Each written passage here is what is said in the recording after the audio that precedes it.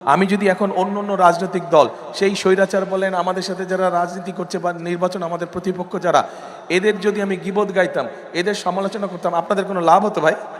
আমাদের এই family card নিয়ে আমাদের এই কৃষক কার্ড নিয়ে অন্য অন্য দল অনেক সমালোচনা করছে, শুনেছি আমি, আপনারাও দেখেছেন, পত্রপত্রিকা দেখেছেন না? এরা যা কয় কিছু যায় আসে না। আমাদের ভোট দিয়ে চলে আসলে হবে না, কিন্তু থাকতে হবে।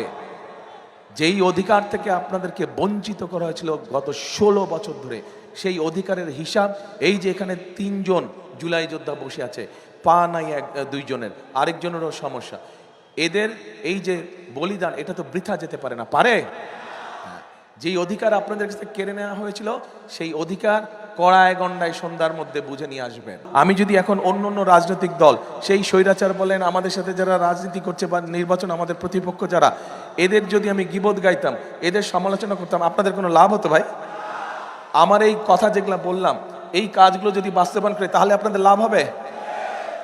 বুঝি না, লাভ হবে? তাহলে কোনটা জরুরি, গীবত গাওয়া, সমালোচনা করা? সমালোচনা করতে হবে মাঝে মাঝে, যদি দেখি বেশি ওলট পালট করছে তাহলে তো সমালোচনা করতেই হবে। কিন্তু আমাদের দেশের মানুষের পেটে ভাত দরকার, সকলের পকেটে পয়সা দরকার, হালাল কামাই দরকার, তাই না? চিকিৎসা দরকার, শিক্ষা দরকার, বিদেশ বা দেশে হোক কর্মসংস্থানের দরকার। কাজেই এইগুলো হচ্ছে আমাদের পরিকল্পনা। আমরা ভাই রাজনীতি করি, আমরা স্লোগান দেই যে আমাদের রাজনীতির মূল শক্তি হচ্ছে, উৎস হচ্ছে জনগণ। জনগণকে আমরা সবসময় আমাদের পাশে রাখতে চাই। সেই জন্যই ওই যে প্রথমে বললাম বিএনপির অভিজ্ঞতা আছে দেশ চালানোর। আমাদের এই ফ্যামিলি কার্ড নিয়ে আমাদের এই কৃষক কার্ড নিয়ে অন্য অন্য দল অনেক সমালোচনা করছে, শুনেছি আমি, আপনারাও দেখেছেন, পত্রপত্রিকা দেখেছেন না? এরা যা কয় কিছু যায় আসে না, আমাদের কিচ্ছু যায় আসে না।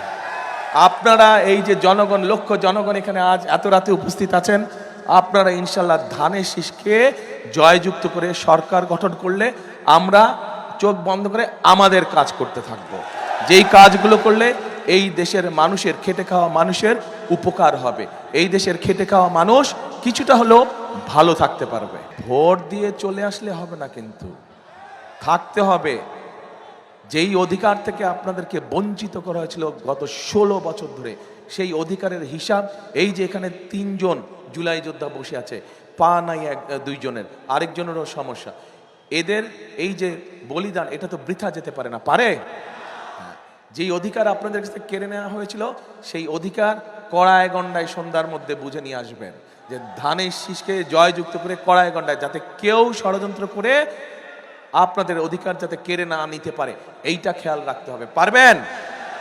এইটা আপনাদের পরিকল্পনা, আর আমার পরিকল্পনা আমি আপনাদেরকে বলেছি।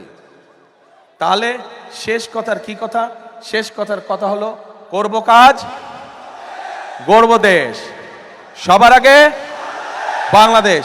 আবার বলি, করব কাজ, গড়ব দেশ, সবার আগে বাংলাদেশ।